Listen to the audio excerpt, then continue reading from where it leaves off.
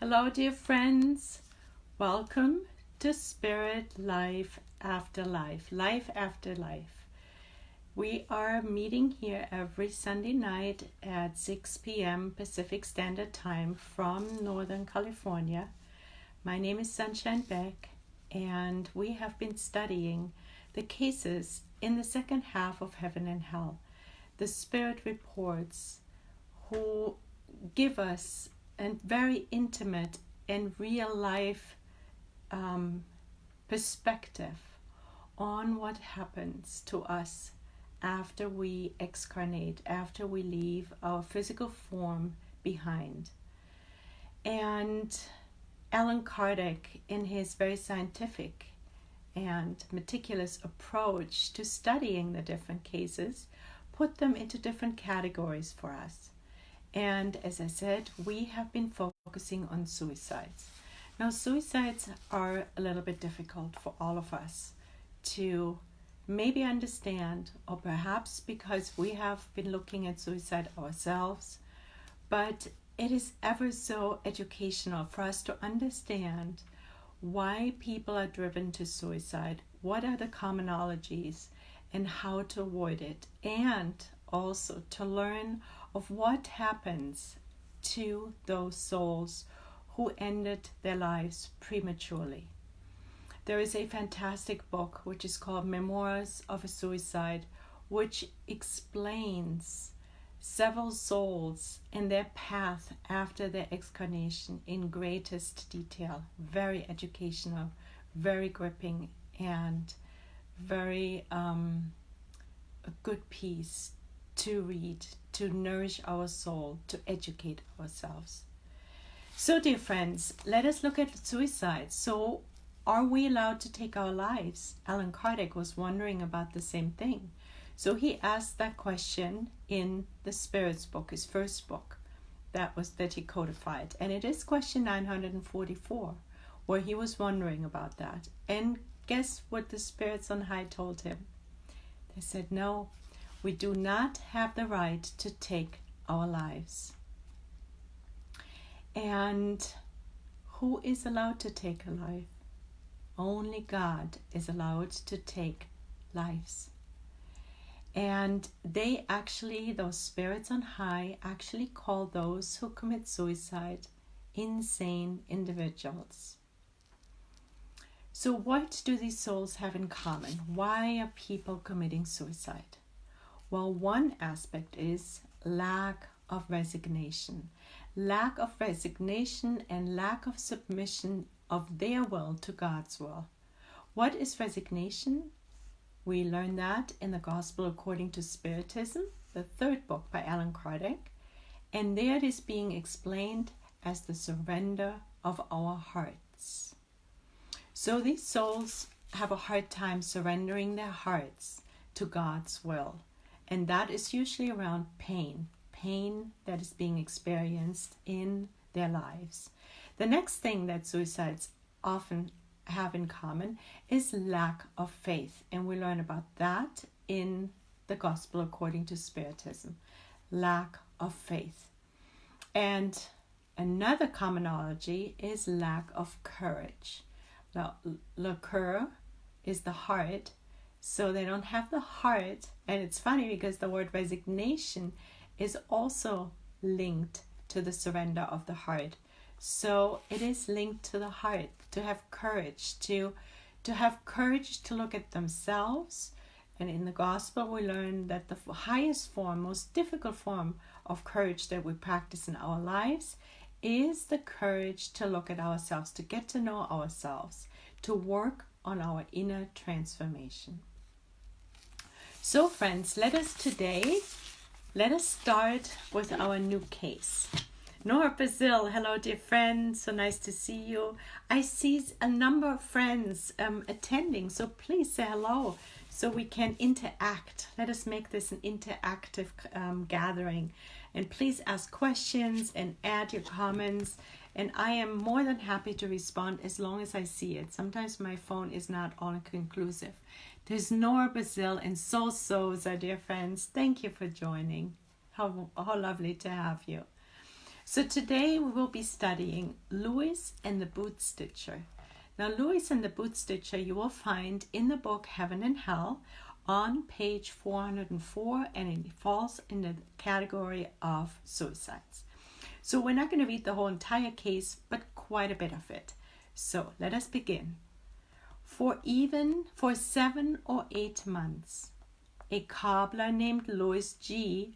wooed a young female boot stitcher named Victorine R., whom he was soon to marry. The wedding banns had already been published.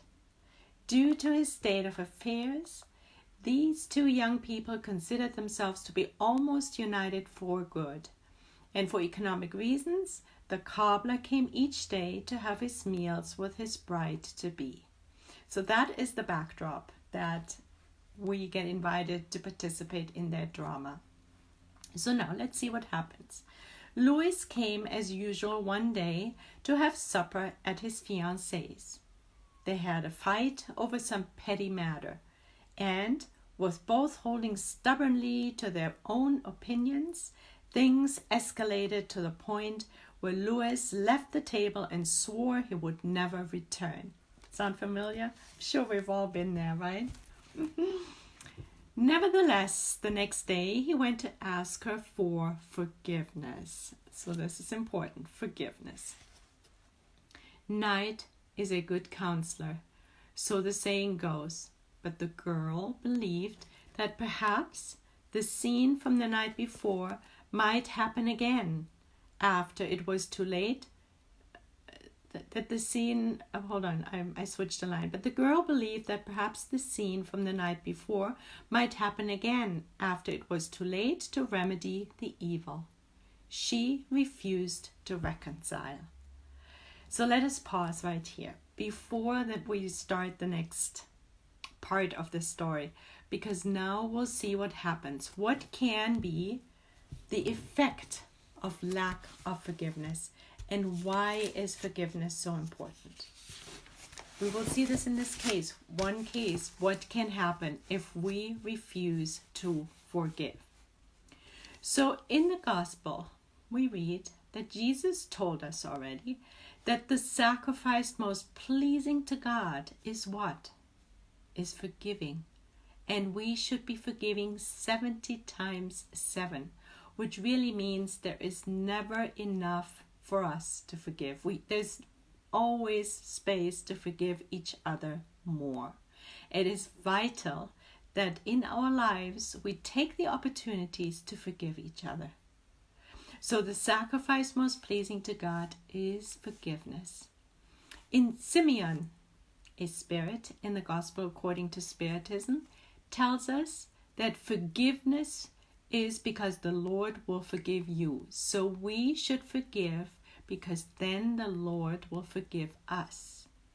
And equally and similarly, the Apostle Paul in the Gospel according to Spiritism teaches us forgiving one's enemies is to ask for forgiveness for oneself.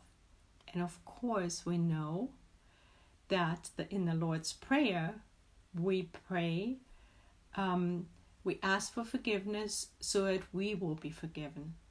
So there's 3 different cases that we're just mentioning now, where as we give, we receive. And this is a universal knowledge and wisdom in our lives. By giving, we receive.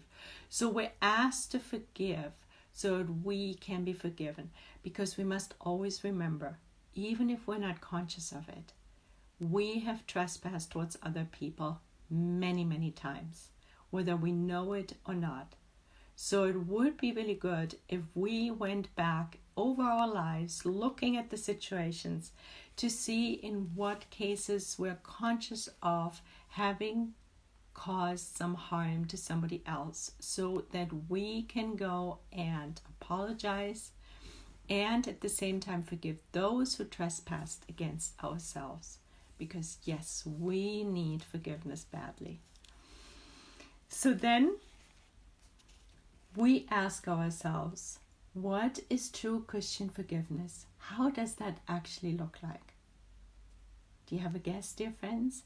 How does Christian forgiveness look like? Well, here we go. First of all, forgiveness casts a veil over the past. We can imagine that. That moment when we don't focus on the trespass anymore and we start forgetting it and forgiving it, a veil is being cast over it. Secondly, true forgiveness is more recognized by our actions than our words. Makes sense, right? So if we tell someone, for example, oh, I forgive you, but then we're either overtly or covertly cutting this person off, having less than kind thoughts, or maybe even talk badly behind their back, it is obvious that actions speak louder than words. And it is also important to see the others as immortal souls. And let us remember, everyone is a child of God. We're all brothers and sisters under one God. Again, in the Lord's Prayer, Jesus invites us to see our Father, thou art in heaven. He starts with our Father, which in itself is an invitation for us to realize and practice the universal brotherhood. So if we can manage to see the other as an immortal soul, as a child of God, it is much easier to forgive than getting hung up on this image Sunshine with her glasses and her hair, her accent and so forth. If we get hung up on this image, on the character, it's much harder to forgive than looking beyond this facade and seeing Sunshine as an immortal soul. If you have to forgive me for something. So then also in Paul and Stephen, the beautiful book by Emmanuel, Abigail, when Paul, who has committed several murders, and he has a hard time along the way of surrendering his will to God's will, his beloved Abigail, who since died and came back as a spirit to him, invited him, gave him the remedy, the recipe for success to overcome his rare, but sometimes, yes, he had some moments of self-pity. And she said to Saul, Saul, love always. Saul, love always. Work constantly. Hope in the future and forgive the trespasses of others. Actually, she says, forgive the incomprehension of others.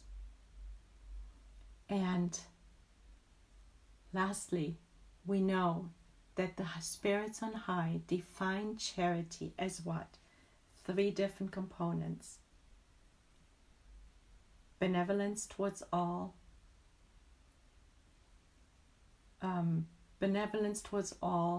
indulgence towards other people's incomprehension, and forgiveness.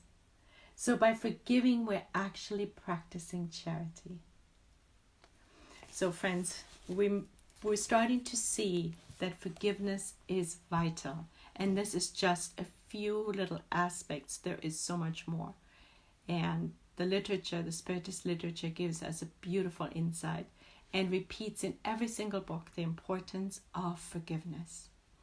Let me see, more friends have joined. There is, I don't see names, but I see quite a large number. So friends, please say hi. It's more fun that way. So let us go back to our friends here. So Victorine was incapable of forgiving her fiancé. Now let's see what happens. So he decided to make one last attempt at reconciliation. When he arrived at her home the next day, he knocked in a way that let her know it was him. But she refused to open the door. Renewed appeals on the part of the poor young man and protests made through the door failed to touch the heart of his pitiless fiancé. Friends, farewell then, cruel girl, he said. Farewell forever. Just try to find a husband who loves you as much as I do. The girl then heard a muffled groan, soon followed by a thud, as if an object had fallen, sliding against the door. Afterwards, all was silent. She thought that Lois had sat down on the doorsteps to wait for her to leave, and so she decided not to go out while he was still there. Around 15 minutes later, let's see what happens. Another tenant carrying a lantern came upon the scene and let out a scream crying for help. Neighbors rushed over and Miss Victorine also opened her door. She let out a cry of horror at seeing her fiancé stretched out on the floor, pale and lifeless. Everyone hastened to help him, but it soon became clear that it was all of no use, that he was dead. The poor young man had buried a knife in his heart, and it remained sticking in the wound. Oh dear, he committed suicide. So this is an immediate step of lack of forgiveness. However, of course, it's not all her fault, because he decided to take this ball and run with it and take his life. So in the Parisian Spiritist Society in August of 1853, the Spirit St. Louis was asked the following question by the group. As the unintentional cause of her lover's death, was the young woman at all responsible for it? Let us see. So does Victorine carry any responsibility in her fiancé's taking his life? And the answer is yes, she does, because she didn't actually love him to begin with. So this is interesting. It is interesting to see that cases are never black and white. They're never clear cut. It's always more complicated, right, friends? We're seeing here that indirectly, by her actions and not loving him, but maybe pretending to love him to a certain degree, she actually created a fault for herself. She made herself responsible, co-responsible. So this is something for us to look at. To what degree, how are we dealing with in our relationships with people? To make sure that we are not making ourselves guilty in any form or shape for repercussions for things that then happen as a result of our thinking, our talking, our speech, and our actions, or the lack thereof. In this case, she was not really loving him, and she wasn't forthright with it. So let us see what continues. Then, in order to have prevented this unfortunate event, should she have married him in spite of her repugnance? This is another question for the Spirit St. Louis. Guess what the answer is? So should she have married him anyway? And the answer is she was looking for an excuse to break up with him. She did towards the beginning of the relationship what she would have done later anyway. So it was an excuse, which then led to him killing himself. Then in that case, did her responsibility result from her having fed sentiments that she herself did not share, and which eventually resulted in the young man's suicide? And the answer is yes, precisely. So it was because she fed sentiments of love in him that she created guilt for herself. It made her co-responsible. So we're hoping that we have not done anything similar. May it have led to suicide or not in the other person, it still would have caused harm. And that's where, as we talked earlier, forgiveness would have had to come in. So there's a lot for us to look at in our own actions. So then the next question is, her responsibility in this case should then be in proportion to her wrong, and thus not as great as if she had willingly provoked his death. And that is obviously because ultimately she did not go into this relationship saying, oh, I'm going to cause harm in this relationship. I'm going to make sure that this and this is going to happen and he's going to kill himself. She wasn't looking for him to kill himself. It was a side effect. So it was not conscious. Her action wasn't conscious. So that gives her sort of remedy in her guilt, in her responsibility.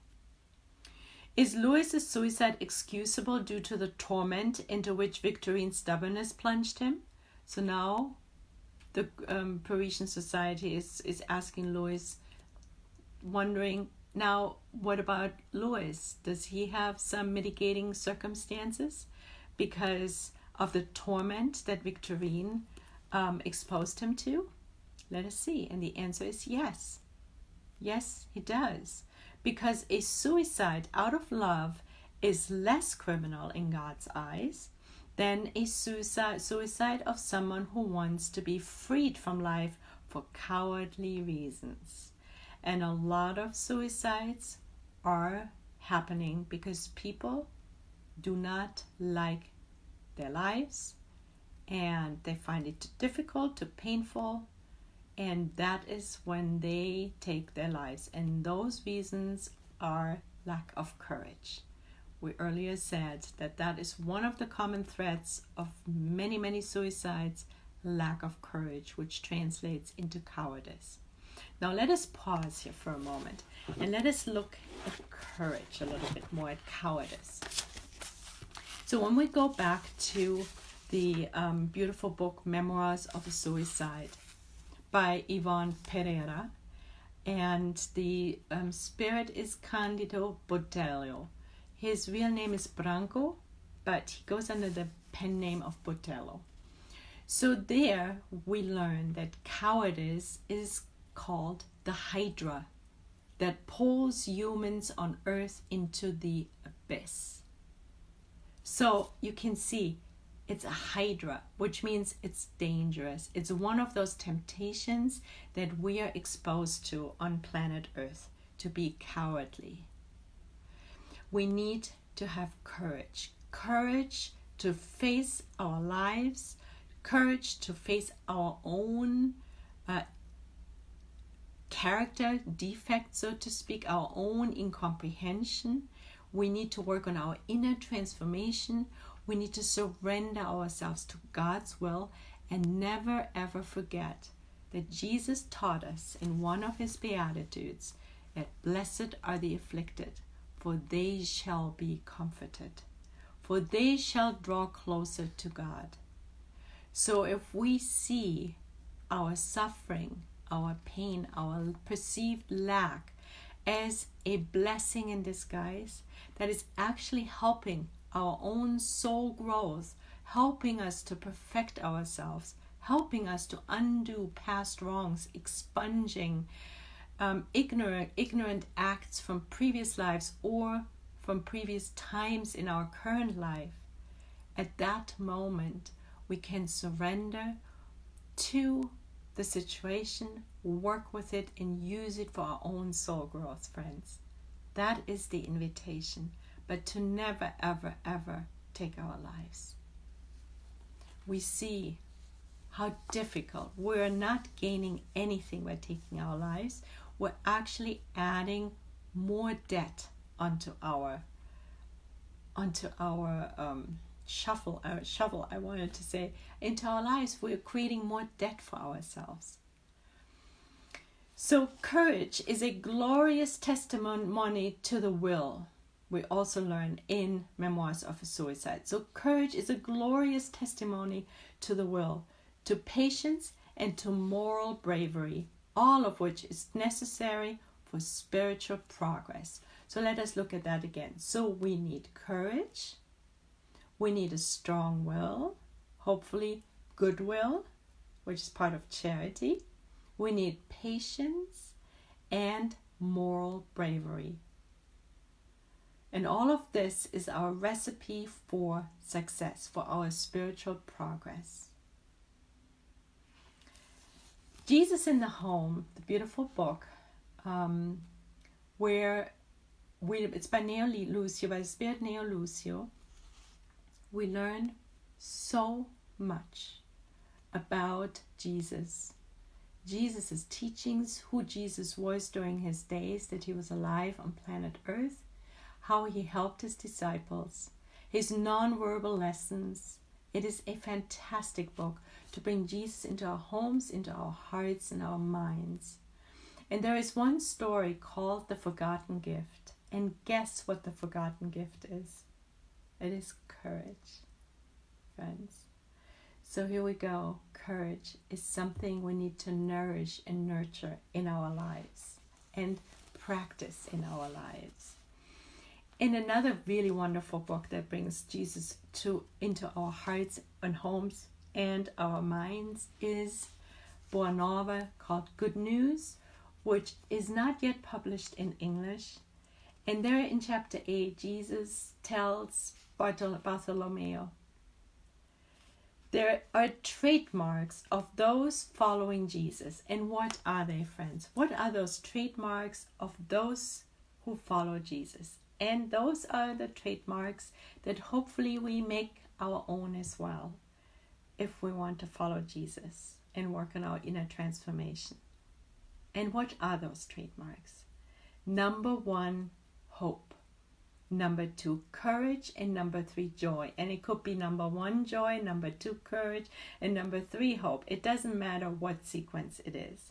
It is just the fact that these 3 ingredients, hope, courage, and joy, are the trademarks of those who follow Jesus. You see, friends, courage is part of it. How important it is. Courage is part of it. So, okay, let us move on. We have a few more lessons to learn here from this beautiful case. So later on, Louis is evoked. And the first question that Louis is being asked is, what do you think about what you did? So Louis, what do you think about what you did? And he says, Victorine was an ingrate, and I was wrong in committing suicide because of her. She wasn't worth it. So already he has learned, he has gotten perspective. She didn't love you then, the next question is? And he says no. At first she thought she did. She had thought she had that illusion. However, the scene I caused opened her eyes, and she was happy at having found a pretext to get rid of me.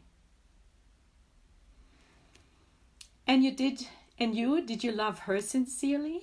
The invoker is wondering. And Louis answers, only out of passion. That is all. If my love had been pure, I wouldn't have wanted to cause her any grief. Wow. So let us pause again and let us look at passions.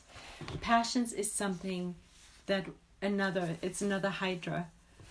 It's something else, a temptation that is in our court every single day. Now, we're asking, and Allan Kardec asked that question for ourselves, are passions always evil? Are they, in other words, are they always an expression of ignorance? And we're going to question 907 in the Spirit's book. Let us go here real quickly, because this is important. Passions is something that we express, feel, and have every single day of our lives. So since the principle of our passions originates in nature, are they evil per se? So are passions evil per se? Are they an expression of ignorance? Evil is really just ignorance. And the answer is no. Passion is the result of excess brought about by the will. So if we employ an uneducated will, it lets the passions go wild. Though the principle itself was given to humans for their good, the passions can lead them to do great things. The abuse of them is what makes them evil. So if we didn't have any passion, we wouldn't be able to do the good either. But doing the good, using our passions to do the good, is based on an educated will. Is on educating our will. However, if we let it go rampant and we don't educate ourselves, then the passions might lead to much drinking, too much watching TV, too much of anything, shopping, whatever it may be, that harms us and others. In the next question, 908, Allan Kardec now asks, how may we define the limit at which the passions cease to be good or bad? So how do we know whether we're still within the margin of positive, using the passions positively for the good, or where is it tipping towards doing harm? And the answer is, which is beautiful, it's a very wonderful picture I'm sure we can remember easily. The passions are like a horse that is useful when controlled, but dangerous when it does the controlling. So again, passions need to be trained like a horse, like be harnessed like a horse. And then passion can be a wonderful thing. We can do so much good and help others so beautifully when we're passionately in the direction of doing the good. Every passion, we learn, that brings us nearer to the animal nature takes us further from the spiritual nature. Every sentiment that lifts us above the animal nature announces the predominance of spirit over matter and draws us closer to perfection. So what our friend Lewis did, he used his probably sexual passion and thought it was love. And that is something that we on planet Earth are likely to do. It's easily done. That we surrender to the more animalistic, to the lower vibrations, to the lower parts of our being. And we think that that is love, or we think that's good. But then later on, we find out it wasn't. And sometimes it takes a long time for us to figure it out. In this case, that fight and her lack of forgiveness woke him up. And of course, then him consequently taking his life, unfortunately, woke him up to the fact. He surrendered to the lower aspects of the passions. So, let's see. So these are all things for us to remember and to observe in our own lives. To look to, it's important that we're not just studying and listening to these chapters and reading them, but that we reflect it back on us. It's like, how much courage do we display in our lives? How much forgiveness are we capable of? How much have we learned to harness our passions towards doing the good versus surrendering to the more animalistic nature of ourselves? So those are the questions that we're invited tonight to take into our hearts and minds and meditate on in the week to come. So let us wrap up and see what's happening next. When you knocked on the door, Lois, did you have the idea to kill yourself in case of rejection? So now the group wants to know whether it was a premeditated suicide. And the answer is no, I didn't. I hadn't even thought of it. I didn't think she would still be so obstinate. It was only when I saw her stubbornness that I lost my mind. Losing his mind, what is that? Passion. Again, it's the lower nature. It is not pausing, using the prefrontal cortex, creating an observer, and looking at what is actually going on. It is surrendering to that passion of feeling heard and being prideful and selfish. These are all part of uneducated passions. And he fell prey to that. It seems like you don't regret your suicide except for the fact that Victorine wasn't worth it. Is that the only feeling you have? And the answer is, for now it is. I'm still totally confused. It seems like I'm still at the door, but I'm feeling something else I can't quite figure out yet. So of course this is fairly recent after his suicide, and of course he is still confused. His perispirit is still connected to his body most likely. He is still by the door. That's where his body, where it actually happened. And so of course he doesn't have the full picture yet. Will you be able to figure it out later? What a question. He says, yes, when my mind clears up. What I did was wrong. So he has that perspective already. I should have left her alone. I was weak and am now suffering the consequences of my weakness. The law of cause and effect. Weakness is linked to lack of courage. It's a form of cowardice again. And he also says, mind you, passion blinds a man and makes him do stupid things, and he only realizes it when it's too late. And he reminds us one more time that he was passionate and did not deal with it responsibly. He surrendered to his uneducated passions. So you said you had one regret. What is it? Now, friends, do you remember that all the spirits, starting with the suffering, the mediocre spirits, the ones that are neither good nor bad, the suffering spirits, and of course the suicides, all have regrets, except for the happy spirits. And that is because they did not really use the beautiful gift of their incarnation to do the good, to learn the lessons that we are here to learn, that we are meeting for every Sunday night, to learn from the mistakes of those who've come before us. So what is his regret? I was wrong to have shortened my life. I shouldn't have done it. I should have endured it instead of ending it before the proper time. And now, afterward, I'm unhappy. I'm suffering, and it's always Victorine who makes me suffer. I seem to still be there at the door, the ingrate. Don't talk to me anymore about this. I don't want to think about it. It makes me feel really bad. Goodbye. If you are inclined, or maybe you've read the book, The Memoirs of a Suicide, which is a really thick book. I have it here somewhere. I don't see it. Maybe I don't have it here. It goes into such great detail of all the stages of suicides, the regrets, the feelings. It's so interesting. I warmly recommend it. When we've read this book and maybe even studied it or read it several times, we understand better how wrong it is. We're not gaining anything by committing suicide, ever. We're making everything much worse. So here's the small print. This case, once again, so this is the explanation by Allan Kardec.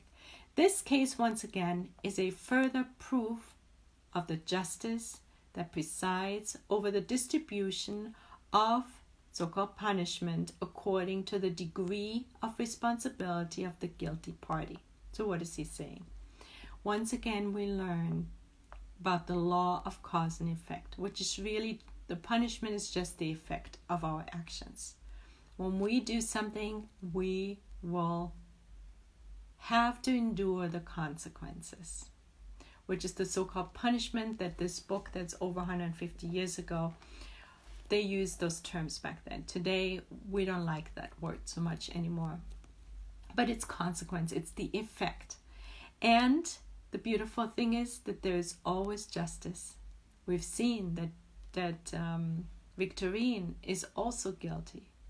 So we also see that Louis, even though he seemed at first to be the victim of her action, is very much guilty since he surrendered to his lower passions. So divine justice takes so much into consideration before the consequences are coming into effect, so to speak. We can trust that, and that gives us peace. That gives us peace, and we rest in the fact that there is divine justice. We weren't born judges.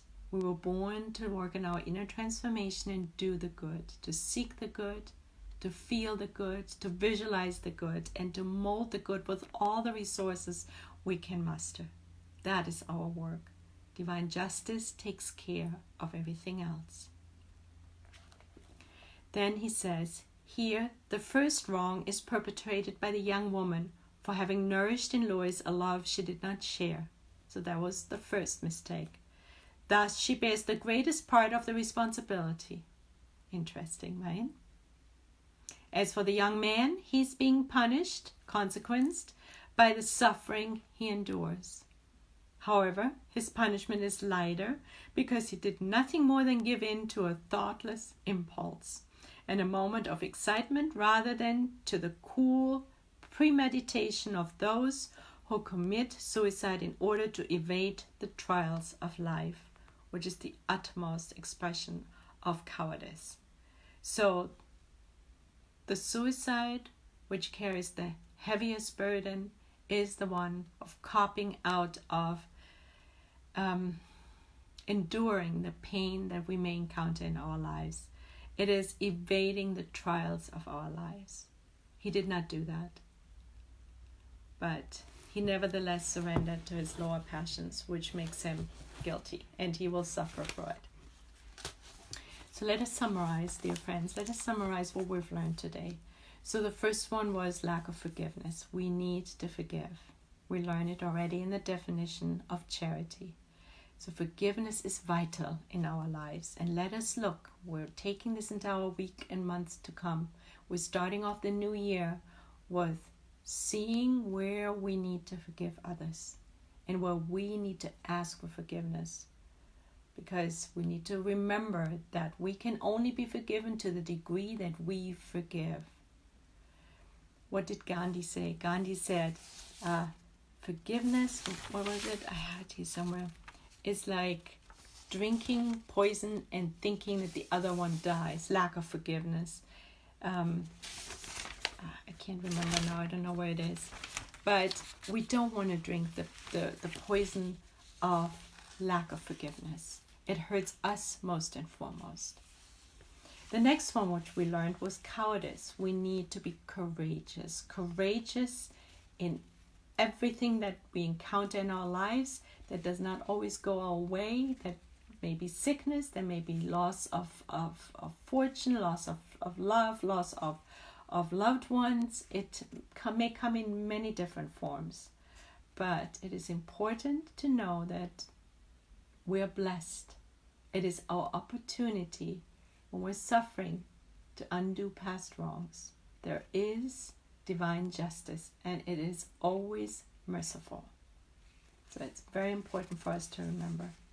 And then we learned that the passions, we were born with them, and that they're a good thing as long as we educate our will and we harness passions like a wild horse and turn them towards goodness.